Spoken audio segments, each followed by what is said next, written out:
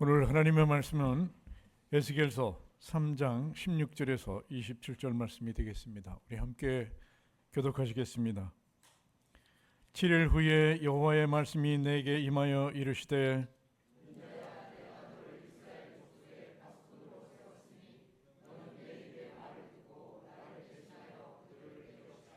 가령 내가 악인에게 말하기를 너는 꼭 죽으리라 할 때에 내가 깨우치지 아니하거나 말로 악인에게 일러서 그의 악한 길을 떠나 생명을 구원하게 하지 아니하면 그 악인은 그의 죄악 중에서 죽으려니와 내가 그의 핏값을 내 손에서 찾을 것이고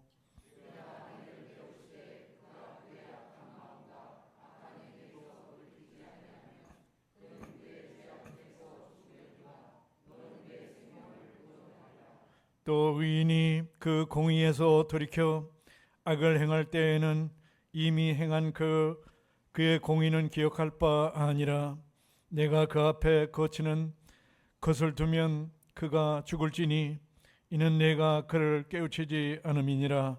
그는 그의 죄 중에서 죽으려니와 그의 핏값은 내가 내 손에서 찾으리라.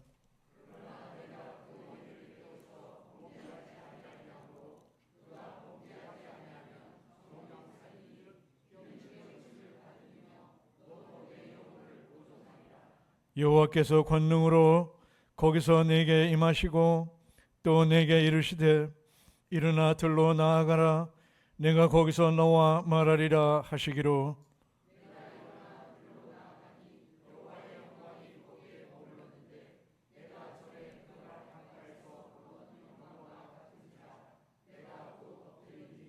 주의 영이 내게 임하사 나를 일으켜 내 발로 세우시고 내게 말씀하여 이르시되 너는 가서 내 집에 들어가 문을 닫으라.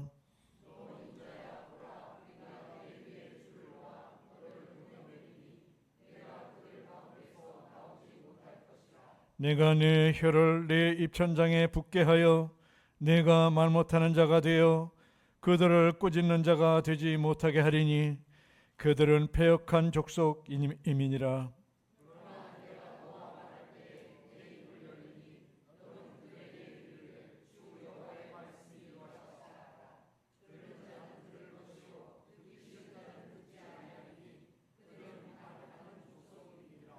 아멘.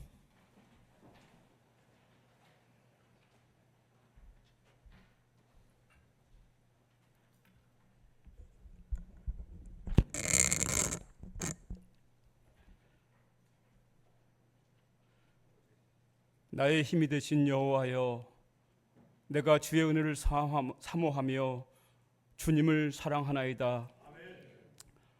거룩한 주일을 맞이하여 저희들 생명 허락하시고 이렇게 하나님 앞에 나와서 주님을 찬양하며 예배드릴 수 있도록 함께 하신 은혜를 감사합니다.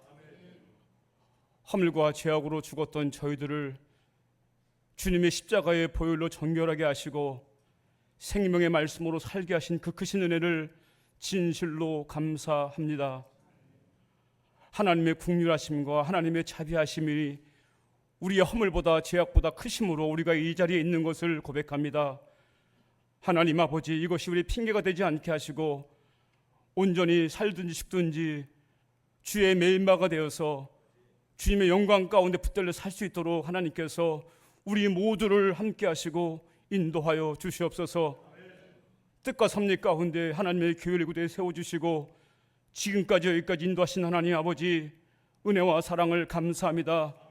우리 어린 영혼들부터 노년 장년에 이르기까지 하나님의 사랑 안에 늘 함께 하시고 하나님 임재 안에 살게 하시며 예배 때마다 하나님 우리의 성령이 심령이 깨달아 더욱더 하나님 앞에 가까이 갈 수 있도록 하나님께서 함께 하시고 인도하여 주시옵소서. 하나님 거룩한 주일을 맞이하여 세계 열방에 우리나라에 많은 교회들이 예배를 드립니다. 하나님 아버지, 예배 드리는 그 가운데 하나님 함께 하시고 우리 예배를 받아 주시옵소서. 하나님 앞에 세상이 혼탁한 것은 우리의 허물과 죄악 때문에 이렇게 된 것을 고백합니다. 하나님 아버지, 우리 교회가 회개하시고 많은 교회들이 회개하게 하시며 세계 열방의 많은 하나님의 사람들이 회개함으로 하나님의 은혜를 깨달아 더욱더 하나님의 사람으로 살아갈 수 있도록 하나님 은혜를 베풀어 주시옵소서. 하나님 아버지, 교만이 떠나가게 하시고 우상이 떠나가게 하시고 겸손하여 하나님을 찾는 백성들이 설 수 있도록 하나님 은혜를 베풀어 주시옵소서. 특별히 사랑하시는 교회구대 세우셨사오니 감사합니다. 또한 사랑하신 목사님 세우셨사오니 감사합니다. 말씀을 통하여 하나님 아버지 우리 영혼이 깨닫게 하시고 하나님 아버지 죽을 영혼들을 살려내는 우리 모두가 될 수 있도록 주님 도와주시옵소서. 하나님 아버지, 내가 잘못 살아서, 우리가 기도하지 않아서, 하나님 우리의 거짓된 행위 때문에 많은 영혼들이 죽어져가는 일들이 없도록 하나님 우리를 불쌍히 여기시고 긍휼히 여겨 주시옵소서. 하나님 아버지, 말씀을 통하여 다시 한번 주의 사람이 되기 원합니다. 주의 성령의 은혜가 있기를 아버지 원합니다. 주님의 임재하심이 충만하기를 원합니다. 하나님 아버지, 나의 가정, 내가 있는 곳에 하나님의 살아계심과 하나님의 임재하심이 있으므로 하나님 아버지, 우리 입술이 하나님의 말이 되게 하시고 우리의 걸음이 하나님의 발걸음이 되게 하시고 하나님 아버지, 많은 영혼들을 살려낼 수 있도록 도와주시고 함께하여 주시옵소서. 하나님, 그리하여 온 가족이 하나님 앞에 찬양하며 예배할 수 있는 그날이 속히 올 수 있도록 하나님 은혜와 긍휼을 자비를 베풀어 주시옵소서. 우리는 허물이 많습니다. 주님 도와주시고 함께하여 주셔서 온전히 주님의 영광 가운데 쓰임받는 우리 모두가 되게 하시고 우리 교회와 이 민족과 세계 열방의 많은 교회들 되게 도와주시옵소서. 감사드리며 예수님의 이름으로 기도하여 싸움나이다. 아멘.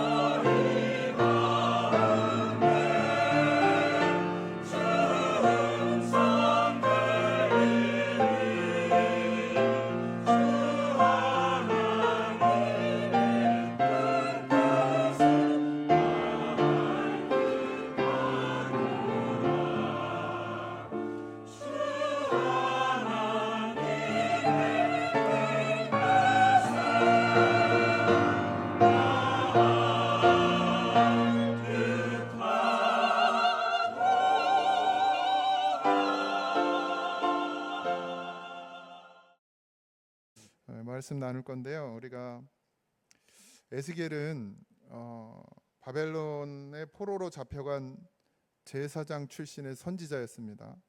하나님이 그를 그 포로지에서 선지자로 부르시면서 환상 가운데 나타나 주셨어요. 그게 에스겔 1장에서 3장까지 말씀이에요. 오늘 우리가 읽는 본문은 3장이죠. 그발 강가 많이 들어보셨죠? 그발 강가라는 그 강가에서 하나님께서 에스겔에게 나타나셨죠. 이 그발 강가는 바벨론에 있는 큰 강이죠. 우리나라 말 수로인데 그 강가에서 이제 에스겔을 하나님께서 부르셨습니다. 에스겔과 유다 백성들은 바벨론에 끌려와서 그 그발 강가 주변에서 거주했던 것으로 보여집니다. 그발 강가는 사실 어떤 의미가 있냐면 이 이스라엘 백성들에게 있어서 하나님의 임재는 반드시 성전이어야 했어요. 그것도 예루살렘 성전. 근데 그 예루살렘 성전이 없는 그 낯선 땅에, 이방 땅에, 자기의 원래 나라도 아닌 그 이방 땅에, 하나님의 약속의 땅이 아닌 이방 땅에 포로의 삶의 현장에서 하나님께서 거기에 나타나신 거예요. 하나님의 임재가 나타난 거예요. 지금 우리가 생각할 때 뭐 하나님 어디 계시니까 이렇게 생각하지만 그 당시에 이스라엘 백성들은 예루살렘 성전에서 하나님의 임재만 거기서만 있는 것으로 그렇게 여겼단 말이죠. 그 예루살렘 성전이 아닌 하나님의 영광이 임하는 곳이 그 그발 강가였어요. 함께 하시는 하나님, 어디서나 함께 하시는 하나님의 상징적인 의미를 담고 있습니다. 그렇지만 또 심판과 회복의 그런 장소이기도 합니다. 고대의 성벽 위에는 항상 뭐가 있었냐면 파수꾼이 있었죠. 여러분 파수꾼 잘 아시죠? 나팔을 불기도 하고 북을 치기도 하고 불을 봉화를 붙여서 경고를 하는, 그냥 그 사람이 높은 데 올라가서 경치 좋다 이렇게 경치 구경하러 거기 올라간 게 아니에요. 생명을 지키는 최전방에 있는 사람이었습니다. 만약 파수꾼이 졸고 있거나 다가오는 적을 보고도 그걸 분별하지 못해서 경고하지 않으면 어떻게 돼요? 그 도시는 멸망하게 됩니다. 몇 해 전에 이런 기사가 있었는데 한 아파트에 경비원이요, 새벽에 불이 난 거예요. 아파트에. 경비원이 순찰 중에 그걸 발견하고서 곧바로 소방서에 신고를 하고서 그냥 그 집집마다 초인종을 다 울린 거예요. 깨웠어요. 주민들. 새벽이니까 불이 난지도 모를 거 아니에요. 다 돌아다니면서 깨웠어요. 그래서 한 명도 피해를 입지 않았던 그런 기사가 한번 난 적이 있습니다. 만약에 그 경비원이 그냥 신고하고 내 할 일 다 했다 이렇게 생각하고 그냥 가만히 있었거나, 또 아니면 그런 생각할 수 있잖아요. 요즘 경비원 하도 괴롭히는 사람들이 많아가지고 아유 이 시간에 가서 또 깨웠다가 만약에 별거 아닌데 깨웠다고 또 난리가 나고 자기 잘리면 어떡하나 이런 생각을 가졌다면 아마 그래서 안 했다면 또 몇 명의 인명 피해가 있었을지도 모르는 그런 사건이었습니다. 오늘 본문에서 하나님은 에스겔에게 너 이스라엘 족속의 파수꾼으로 세웠다, 너를 내가, 이렇게 말씀하고 계세요. 그러나 이 파수꾼이 그 직무를 다하지 않았을 경우에 하나님께서 그 핏값을 그에게 묻겠다, 파수꾼에게 묻겠다, 지금 이렇게 얘기하시는 거예요.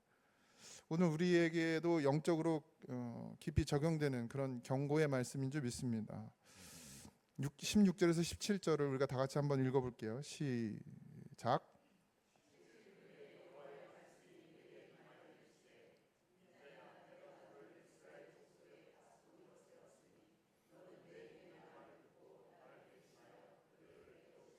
아멘.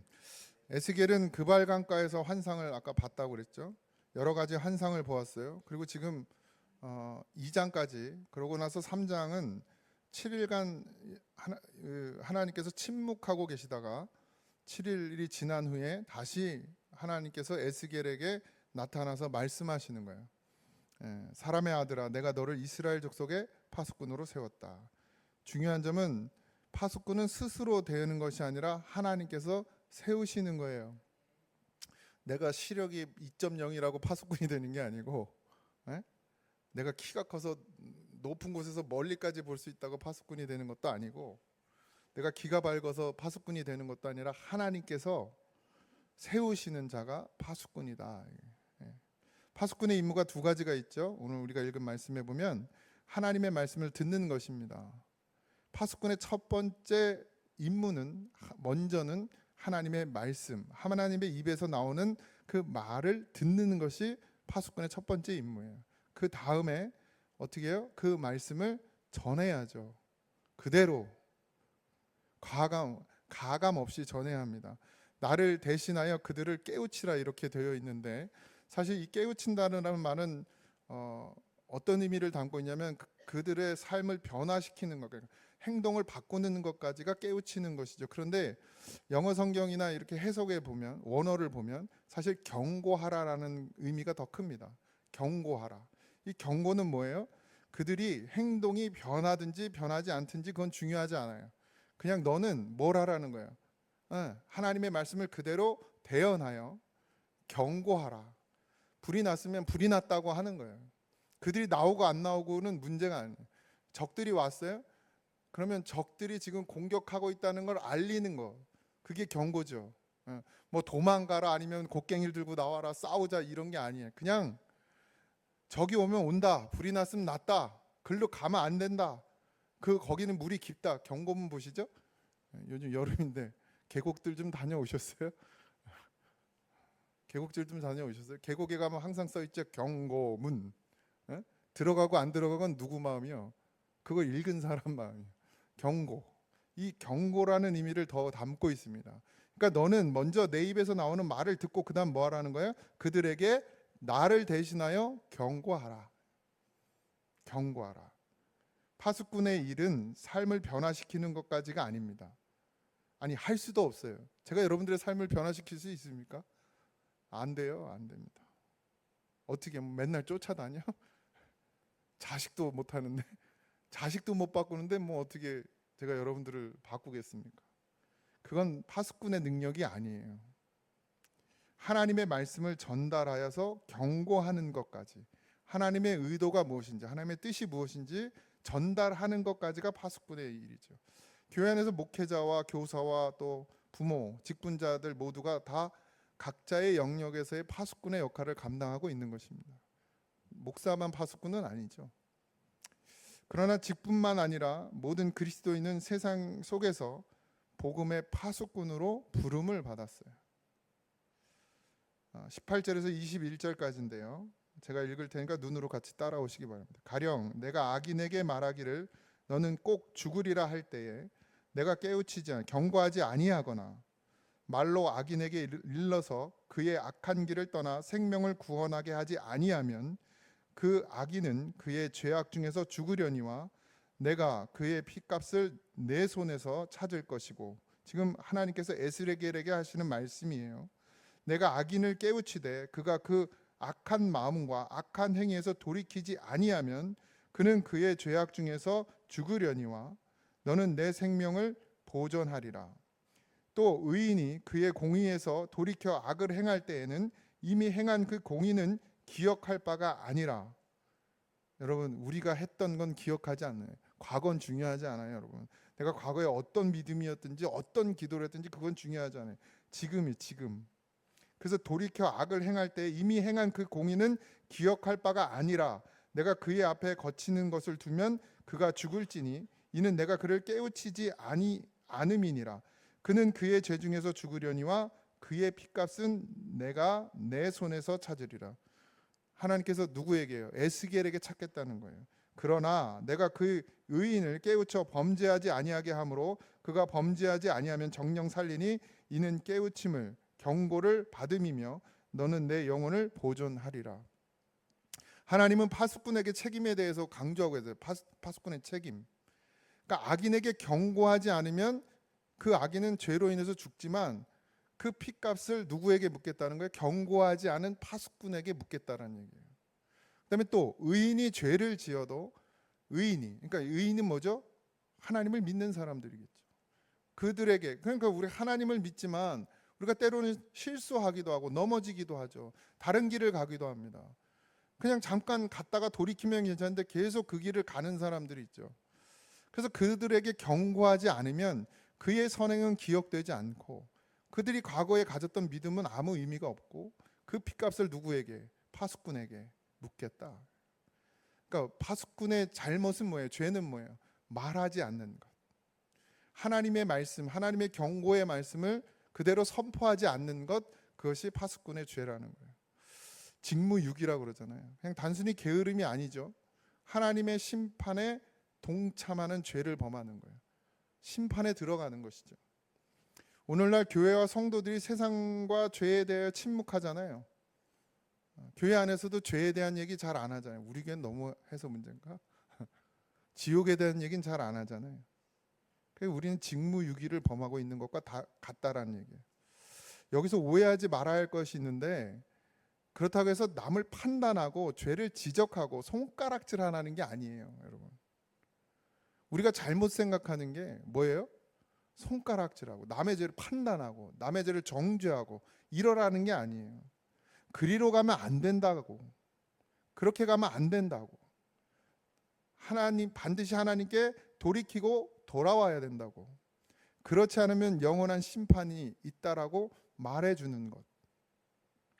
거기에 뭐가 담겨 있죠? 사랑이 담겨 있습니다. 사랑. 살리기 위한. 거기 들어가면 죽어요. 이사야 56장 10절에서 12절인데요. 제가 읽어드릴게요. 이스라엘의 파수꾼들은 맹인이요 다 무지하며, 잘 들으세요, 벙어리 개들이라. 짖지 못하며 다 꿈꾸는 자들이요 누워있는 자들이요 잠자기를 좋아하는 자들이니 이 개들은 탐욕이 심하여 족한 줄을 알지 못하는 자들이요 그들은 몰지각한 목자들이라. 다 제 길로 돌아가며 사람마다 자기 이익만 추구하며, 오라 내가 포도주를 가져오리라. 우리가 독주를 잔뜩 마시자. 내일도 오늘같이 크게 넘치리라 하느니라. 여러분, 이스라엘의 파수꾼들이 뭐가 됐다고요? 맹인이 됐대요. 다 무지해서 벙어리 개들이요 짖지 못하더라. 꿈만 꿔요. 누워있어 잠만 자요. 자기의 사명을 감당하지 않아요. 이사야 56장은 지금 우리 교회의 상태가 어떤지를, 지금 우리 지금의 고잔제일교회뿐만 아니라 모든 교회의 상태가 어떤지를 말씀하고 계십니다. 교회가 천국과 지옥을 말하지 않아요. 천국은 말하는지 모르겠어요. 좋은 거니까. 근데 지옥은 말 안 해요. 지옥은 나랑 상관없어. 교회 안 다니는 사람들이 가는 거야. 지금 교회에 다니는 사람들은 지옥에 안 갈 거니까 말을 안 한다, 이렇게 되죠. 근데 그게 맞아요, 여러분? 교회만 다니면 천국 갑니까? 출석 잘하면 천국 갑니까? 교회에 다녀서 천국 가는 게 아니고 예수를 바로 믿어야 천국 가는 거예요. 바르게 믿어야 천국 가요. 교회를 출석한다고 천국 가는 게 아니고. 예수 똑바로 안 믿어도 땅에서는 잘 살 수 있을지 몰라요. 잘 살죠. 예수 안 믿는 사람들 잘 살잖아요. 나보다 잘 사는 사람 엄청 많대. 교회 안 다녀도. 삐까뻔쩍한 집에서 살면서. 그러나 반드시 지옥 갑니다. 예수 안 믿으면 반드시 지옥 갑니다. 이게 무슨 복수의 마음이나 아싸 잘됐다, 너는 다 지옥에, 이런 마음이 아니고, 그냥 하나님께서 정하신 뜻이 그래요.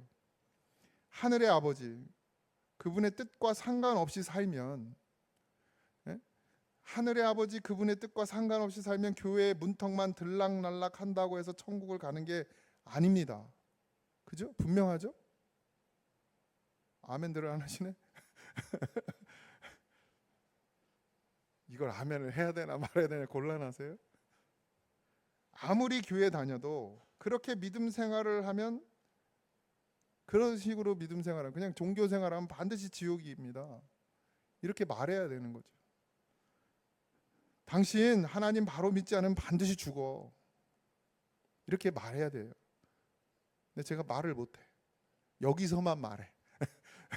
거 내려가서 성도들한테도 그렇게 얘기를 해야 되는데, 시험 들을까봐 당장 다음 주부터 안 올까봐 말을 못해. 장로님, 그렇게 신앙생활하면 하나님 나라 못 가요. 신앙생활도 아니고 그냥 교회 다니면. 권사님, 또 장로님들 찔려 하지 마세요. 우리 장로님들 얘기하는 게 예를 들어서 권사님 그런 믿음이면 지옥 가요. 이게 여러분 저주입니까? 권사님 거기 깊어요. 거기 들어가면 못 나와요. 이게 여러분 저주예요? 거기 들어가지 말라는 거잖아요. 빠져 죽으니까 수영도 못 하는데. 예? 내가 살리러 들어가야 난 수영을 잘하니까. 여름만 되면 그 생각이 나요. 그 수련회 가잖아요. 저 학생부 데리고 수련회 저는 교회에서 안 했어요. 그냥 무조건 나갔어. 교회에서 하면 피곤한 일이 많아. 그래서 나갔어. 왜냐면 수련회 하면서도 새벽기도도 나와야 되고 전사님 잘 들어 그냥 나가. 나가서 해. 나가서 얼마나 좋아. 담임 목사님도 안 보고 그냥 나갔어요. 잊어버리다 흥정계곡 평창에 있는 갔는데 학생부 수련회였어요. 그 계곡에서 놀았단 말이에요. 뭐 이렇게 계곡이라는 데가 그렇잖아요. 이제 자갈이 좀 있었는데 이렇게 물이 이렇게 깊어지잖아요. 그러니까 이 가에서 놀다가 남자애하고 여자애하고 둘이 이제 막 티격태격 막 물싸움도 하고 막 이러다가 이게 자갈이니까 이렇게 자꾸 밀려가지고 내가 그 옆에 있었어요. 근데 얘네가 이렇게 자꾸 들어가는 거야. 근데 이제 자갈이니까 발버둥을 치는데 점점 이제 깊은 데로 들어가는 게 둘 다 서로 잡고 자기 살겠다고. 옆에서 보고 있다 내가 걔네를 잡았어요. 근데 나까지 끌려간 거야. 미끄러져가지고. 근데 이제 남자애를 발로 걷어차가지고 먼저 이제 얕은 데로 보내놨는데 이제 여자애가 평상시 같으면 그렇게 사랑 고백을 하겠어요 나한테? 나를 그냥 꼭 끌어안고 살려달라고. 평상시에는 그러지 않을 거 아니에요. 지금 벌써 이제 올해 시집 간다고 아까 만났었는데 저번에 저 이제 결혼해요 목사님 이러더라고. 오실 거죠 이러더라고. 그래서 나를 그렇게 사랑하지도 않으면서 그렇게 나를 꼭 끌어안고 그래서 겨우겨우 어떻게 해치고 나왔어요. 가지 말라고 하는 건 미워서도 아니고 하지 말라고 하는 건 얄미워서도 아니고 그러면 죽으니까 거기 가면 안 되니까 하나님의 뜻이 아니니까 그래서 말하는 거죠. 여러분들의 신앙이 그걸 들을 수 있는 심령에까지 이르시길 소망합니다. 제가 목자로 집사님 그렇게 종교 생활하면 안 돼요. 예수 정말 똑바로 믿고 천국 갑시다. 이렇게 얘기하면 시험 들 게 아니고 감사해야지. 감사해야지. 예수를 바로 믿어야 천국 가는 게 분명하잖아요. 지옥 갑니다. 똑바로 믿지 않으면. 교회만 들락날락 거린다고 해서 하나에 다 천국 가는 게 아닙니다. 주일이 1년에 52주인데 그 52주를 다 나온다고 해서 천국 갑니까? 공예배를 한 번도 안 빠지면 천국 갑니까? 새벽 예배 1년 365일은 다 아니지만 어쨌든 새벽 예배 한 번 안 빠지고 교회 나오면 천국 갑니까? 아니요. 확률은 높아질 수 있겠지만 그래서 천국 가는 게 아니라 예수를 똑바로 믿어야 천국 가는 거예요. 이게 파수꾼의 임무라면 역할이란 말이죠. 이렇게 말해야 된다는 거예요. 분명하죠 여러분? 아무리 교회를 다녀도 그렇게 믿음 생활을 해도 정말 중심에 예수 믿는 그 중심이 없으면 하나님 나라는 못 들어갑니다. 당신이 바로 믿지 않으면 죽는 거예요. 이걸 알려주는 게 파수꾼의 역할이란 말입니다. 너 이렇게 하면 진짜 지옥 가. 이렇게 하면 진짜 지옥 가. 그런데 교회가 목사가 이걸 안 말하는 거야 이제. 왜? 듣기 싫어하니까. 교회 다니다가 지옥 가는 사람의 수가 더 점점점 많아지는 거 아닙니까? 끔찍한 일이 벌어집니다. 교회는 열심히 다녔는데 이제 육신의 삶이 다해서 하나님 앞에 갔더니 그래서 나는 천국을 확신하고 꼴까닥 했는데 눈을 떠보니 하나님 앞에 있는데 넌 지옥이야. 이 얼마나 끔찍한 일입니까 여러분? 그땐 돌이킬 수도 없어요. 그때는. 그러니까 육신이 살아있을 때 들으셔야 돼요. 듣기 싫어도. 죽으면 육신이 끝나면 가서 돌이키고 싶어도 돌이킬 수가 없어요. 여러분 장담하세요? 내 천국 간다고 장담하십니까?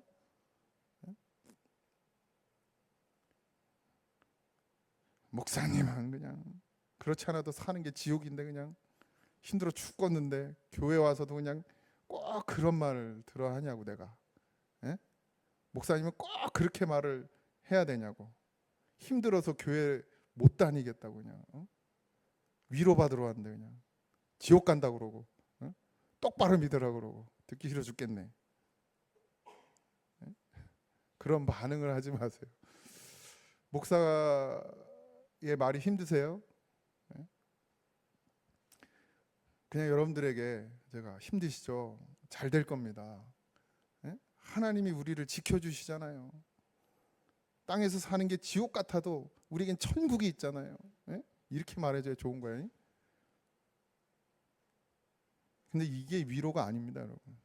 이게 더 배나 지옥 자식을 만드는 거예요. 사는 게 왜 지옥이에요, 여러분? 아파서요? 내 뜻대로 되는 게 없어서요? 돈이 없어서요? 그냥 늘 나에게 어려운 안 좋은 일만 일어나서요? 그래서 사는 게 지옥입니까? 아니에요. 주님을 바라보고 주님을 신뢰하고 주님을 의지하지 않기 때문에 내가 사는 게 지옥인 거예요. 주님하고 있으면 그 어디나 하늘나라 아닙니까? 그러니까 예수를 믿으세요. 예수 바라보세요. 죽도록 힘든 가운데 위로받을 수 있습니다. 목사의 말에 위로가 아니라 정말 우리가 예수를 바로 바라보고 바로 믿으면 정말 죽도록 힘든 가운데 지옥 같은 내 인생에 빛이 되어주시고 위로가 되어주신단 말이에요. 살 길이 막막한데 길이 보여요. 예수님 바라봤더니 모든 문제가 안 돼요, 여러분. 이게 위로, 진짜 위로 아닙니까? 분명하게 예수를 믿으세요. 분명하게. 이것도 저것도 아닌 신앙생활 하지 말고 분명하게 예수를 믿으세요. 정말 제대로 예수님 바라보세요. 거기 위로가 있습니다. 저는 몸이 너무 힘들어요, 요즘에. 너무 힘들어요, 진짜 솔직히. 또 8월 달은 진짜 정말 힘들어요. 아니 나가서 수련회 하면 내가 교회에서 쉴 거 아니야. 왜 다 교회에서 하는 거야? 그래 또 고기 구워달라 그러지. 예?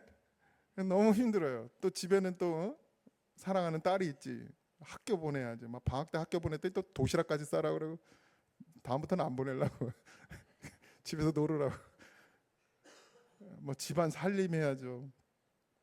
또 하진이 때문에 뭐 오라 가라 뭐 자주는 아니지만 또 안에 눈치 보여가지고 부르지도 못해.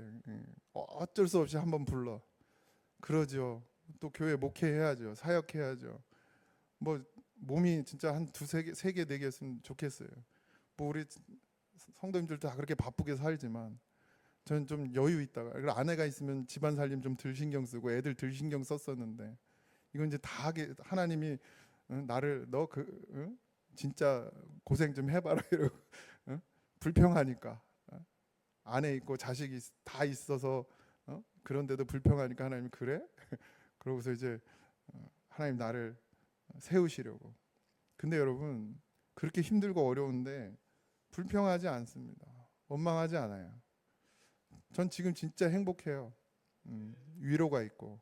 우리 아들이 목요일 날 왔잖아요. 이제 아픈데 아빠를 얼마나 좋아하냐면 병원에 이제 제가 데리러 갔는데 제가 이제 그 하진이가 나를 기다리고 앉아 있어요. 내 옆에 앉았더니 나한테 푹 안기면서 아빠 너무 보고 싶었다고 막 방금 전에도 영상 통화했는데 너무 보고 싶었다고. 그래서 집에 와서 나랑 잔대 또 3일 동안 이제 잔다고. 근데 성경학교를 수련회를 했잖아요. 그러니까 막 또 저도 또 뭐 어디 와서 말씀 전해달라 그래서 가고 그래가지고 지금 목요일부터 지금까지 어제까지도 계속 같이 있질 못했어요.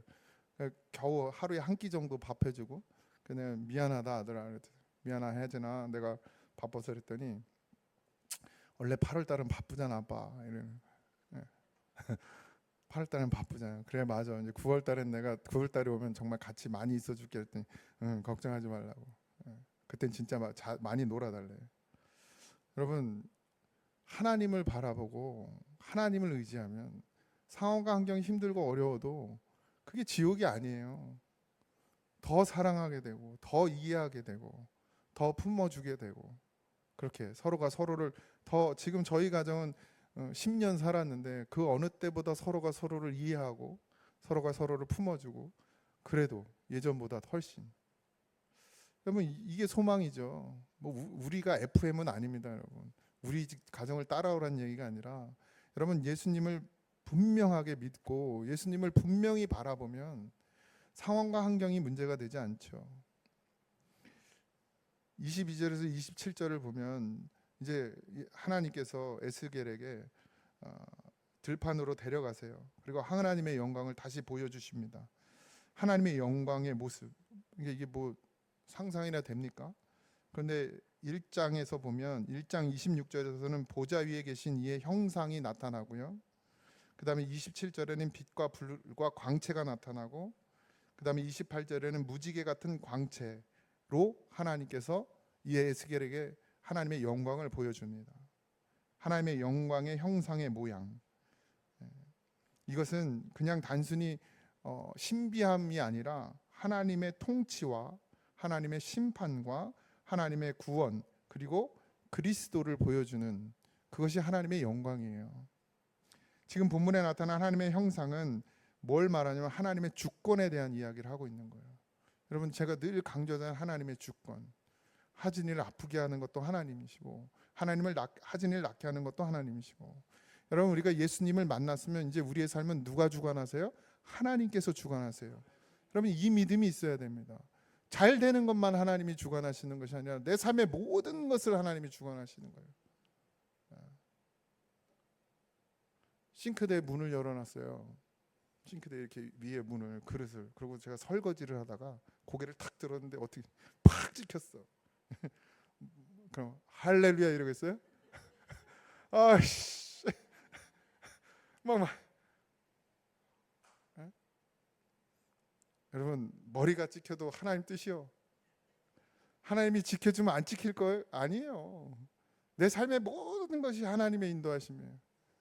나는 이렇게 하고 싶은데, 나는 우리 학생부 주일학교 다 그냥 밖에 나가서 성경학교 하고 했으면 좋겠는데, 다 교회에서 하는 것도 하나님 뜻이고, 응? 목사가 얼마나 만만한 목사님, 그냥 당연 나한테 묻지도 않고 그냥 순서에 목사님이 삼겹살, 항아리 삼겹살, 저녁은 목사님이 항아리 삼겹살, 나한테 묻지도 않고, 그리고 그렇게 정했대. 응? 그것도 아이들의 뜻이 아니라 하나님 뜻이에요. 응? 내가 죽어야 되는 자리에 있어야 되는 것도 하나님 뜻이. 이게 하나님의 주권이란 말이에요. 하나님의 영광의 모습. 그런데 하나님께서 에스겔에게 하나님의 영광을 보여주면서 하시는 말씀이 이거예요. 하나님의 에스겔이 때로는 입을 닫게 하시고, 때로는 하나님이 에스겔의 입을 열게 하시겠다. 파수꾼의 사명은 아무 때나 말하는 게 아니라 하나님의 때에 하나님의 말씀을 전하는 것이 파수꾼의 사명입니다. 여러분, 목회자가 되고 설교를 하게 되면 내가 하고 싶은 말 얼마나 많이 할 수 있겠어요? 그죠? 그 유혹이 없겠습니까? 네. 교회에 지금 해야 될 일들이 많잖아요. 그죠? 강대상도 좀, 교회도 좀 리모델링하고, 제가 소원하는 우리 아이들 공간도 마련해주고 싶고. 그러면 제가 설교마다 이제, 만약에 그게 목적이라면 설교마다 이제 그 얘기하는 거예요. 이거 바꿔야 된다. 그것도 또 말씀에 비춰가지고 막 순종 안 하냐고 막 이러고. 만약에 그렇게 된다면 여러분, 그건 내 말이지 하나님 말이 아니에요. 그러니까 목회자는 입을 닫아야 될 때가 있어요. 파수꾼은 입을 닫아야 될 때가 있습니다. 언제요? 자기 말. 자기의 눈으로 보는 것을 말하면 안 되고 하나님께서 주신 말씀을 경고해야 될 때, 침묵하면 직무유기가 되고 말하지 말라고 하실 때 말하는 건 직권남용이 됩니다, 여러분. 그죠? 목회자가 가장 그게 유혹이 많은 자리가 목회자의 자리죠. 영적 파수꾼은 늘 하나님의 음성에 민감하게 반응하는 자리에 있어야 합니다. 그래서 아까 말씀드린 것처럼 먼저 뭐 하라고 그랬어요? 들으라. 하나님의 말씀을 들으라. 그냥 듣는 것을 선포하는 건 하나님이 말하게 하심을 입은 것을 말해야 되죠. 그게 하나님의 주권입니다. 여러분, 내 감정에 의해서 말하는 것이 아니라, 아까도 말씀드렸잖아요. 누구가 잘못된 길을 가고 있을 때 그걸 정죄하고 비난하는 건 내 감정이에요. 그걸 사랑하게 하고 안전한 것으로 인도하는 건 하나님의 마음이죠. 이걸 잘 분별할 수 있어야 됩니다. 오늘 마지막 절인데요. 그러나 내가 너와 말할 때에 내 입을 열리니 너는 그들에게 이르기를 주 여호와의 말씀이 이러하시다 하라. 들은 자들은 들을 것이요 듣기 싫은 자는 듣지 아니하리니 그들은 반역하는 족속임이니라. 여러분, 영적 관심이 무관심이 직무유기입니다. 말하지 않는 게 직무유기예요. 지옥을 말하지 않는 것, 하나님의 심판을 말하지 않는 것, 예수를 바로 믿으라고 말하지 않는 것, 그건 직무유기입니다. 가정에서 자녀의 믿음이 무너져도 아무 말 하지 않는 것, 여러분, 그건 정말 믿음의 부모로서 직무유기입니다. 여러분 다 그 성품이 다 다르잖아요. 전 진짜 내쫓습니다. 네. 예수 똑바로 안 믿으면 그냥. 옛날에 최기선 목사님은 애들이 그 예배 시간에 그 아들 딸이 둘이 있었거든요. 학생 때 철야 시간에 학생이 아버지 무서우니까 이제 철야도 나와야 되는 거야. 네? 목사 자식들은 어쩔 수 없어. 그 철야를 나와서 둘이 떠들고 장난을 쳤나 봐요. 잠깐. 근데 그게 눈에 탁 들어오신 게 그날 저녁에 가서 매타작을 하셨대. 니들이 예배를 똑바로 안 드린다. 꼭 그렇게 하라는 건 아닙니다만은 자녀가 믿음이 무너지면 뭘 해야 될 거 아니에요. 부모로서 울든지 하나님 앞에 매달리든지 작정을 하든지 아니면 자식을 앉혀놓고 너 죽고 나 살자 하든지 안 되면 협박이라도 하든가. 예수 똑바로 안 믿는 것들은 재산도 없어 이렇게 협박을 좀 나눠줄 재산이 없으신 분들은 다른 방법을 쓰시고 해야 될 거 아닙니까? 직무유기예요, 여러분. 직장에서 내가 정말 다니면서 내 주변에 믿지 않는 사람들이 너무 많지 않습니까? 그들에게 예수를 믿는 삶을 보여주지 않는 것, 그게 직무유기입니다. 교회 안에서도 마찬가지. 네, 여러분, 싸우란 얘기가 아니에요. 정죄하고 비난하는 얘기가 아닙니다. 같이 끌어안고 기도할 수 있는 그런 관계가 되어져야죠. 우리가 다 영적 파수꾼으로 하나님께서 부르셨습니다. 파수꾼의 자리는 불편한 자리죠. 경고의 말은 종종이 아니라 늘 미움을 받습니다. 그러나 사랑은 때로 아픈 경고로 나타나요. 너 그러다 진짜 아빠한테 맞는다. 너 그러다 진짜 나한테 맞는다. 그래도 바뀌지 않으면 어떻게 해요? 매를 댑니다. 하나님의 말씀은 먼저 듣는 자가 되어야 합니다. 파수꾼은 자기의 생각을 말하지 않습니다. 하나님의 말씀을 먼저 듣고 그대로 전하는 것, 그것이 파수꾼의 역할이에요. 말씀과 삶이 일치해야 그 경고에 힘이 있지 않겠습니까? 파수꾼이 적과 어울리고 같이 한잔하고 이러면서 적들이 옵니다 이러면 그게 먹히겠어요?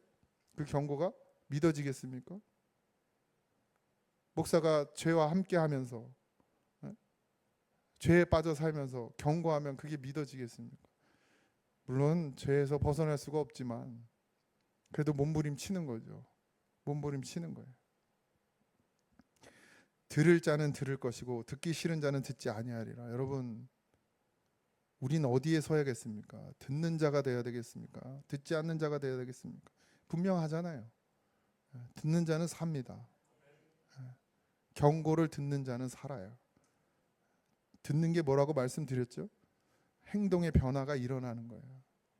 목사가 끌고 가는 게 아니라 들으면 그 들음이 믿음이 되고 그 믿음이 어떻게 해요? 삶으로 드러나지는 거예요. 그렇지. 내가 온전히 하나님 바라봐야지. 하나님 날 살게 해주셨으니까 내가 하나님 뜻대로 살아가야지. 믿음 잃지 말아야지. 내가 타협하지 말아야지.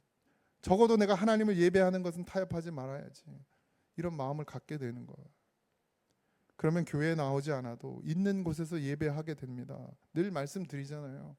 네? 이 예배당에 들어와서 예배 드리는 것만은 예배가 아니라고 말씀드리잖아요. 적어도 여러분, 그렇지만 그렇다고 해서 맨날 나가면 안 됩니다. 여기에 하나님의 말씀이 있지만 상황이 안 되고 환경이 안 되고 정말 어쩔 수 없는 상황이 놓여 있을 때 그곳에서 애통하는 심령이 돼보세요. 하나님 그 예배를 안 받으시나? 네? 성경 봉독이 없고 찬송이 없고 헌금이 없어도 애통하는 그 마음 하나만으로도 하나님이 그 예배를 받으신다고요. 여러분들이 여기서 찬송하고 헌금하고 대표 기도하고 말 성경 봉독하고 설교자가 말씀을 전해도 여기에 애통하는 심령이 없고 줄이고 목마름이 없으면 하나님 그 예배를 받지 않으십니다. 그러니 여러분 예수 바로 믿으십시다. 파수꾼의 소리를 들으십시오. 하나님 오늘도 우리에게 각자의 자리에서 파수꾼으로 세워주셨어요. 여러분들이 다시 삶으로 돌아가서도 그곳에서 우리는 여전히 하나님의 파수꾼입니다. 직무유기는 실수가 아니라 하나님이 핏값을 물으시는 무거운 죄입니다. 그러니 오늘 파수꾼의 소리를 들으시기 바랍니다. 그리고 또 파수꾼이 되어지시기 바랍니다. 주님, 제 귀를 열어 주의 말씀을 듣게 하시고 제 입을 열어 주의 경고를 담대히 전하게 하소서. 이런 간절한 마음으로 한 주를 살아내기를 주님 이름으로 축복합니다. 우리 찬양합시다.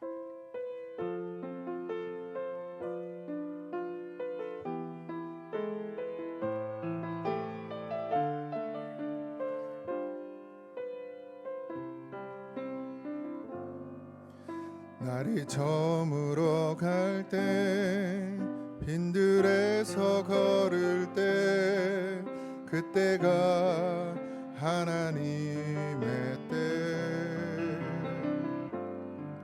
내 힘으로 안 될 때 빈손으로 걸을 때 내가 고백해 여호와 이래 주가 일하시네 주가 일하시네 주께 아끼지 않는 자에게 주가 일하시네 주가 일하시네 신뢰하며 걷는 자에게 주가 일하시네 주가 일하시네 주가 일하시네 주께 아끼지 않는 자에게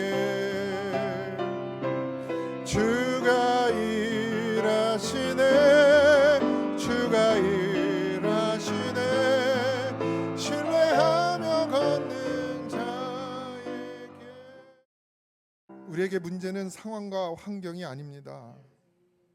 하나님의 파수꾼의 소리를 듣지 못함입니다. 아버지 하나님, 정말 예수를 잘 믿는 믿음이 되게 하여 주시옵소서. 아버지 하나님, 겉모습을 중히 여겼던 내 모습 가운데서 돌이켜서 이제는 중심의 진실함으로 하나님 앞에 예배하는 자가 되게 하시고 아버지가 기뻐하시는 자로 다시금 세워지는 은혜를 허락하여 주시옵소서. 우리가 너무나도 나태하고 우리가 너무나도 게으르며 우리가 나의 삶에 너무 만족하며 정말 하나님의 뜻을 외면하고 살았다면 하나님 돌이키고 이제는 하나님의 은혜와 하나님의 공의와 하나님의 심판과 하나님의 구원을 보고 말하는 자가 되고 믿는 자가 되어서 온전히 하나님을 의지하고 살아가는 믿음의 사람으로 성도로 살게 하여 주시옵소서. 이제는 우리 주 예수 그리스도의 은혜와 하나님 아버지의 크신 사랑하심과 성령님의 감화 감동 역사하심이 파수꾼의 소리를 듣기를 소망하고 또한 나도 파수꾼으로 살아가기를 소망하는 사랑하는 성도들 위해 이제부터 영원토록 함께 하시기를 간절히 축원하옵나이다. 아멘.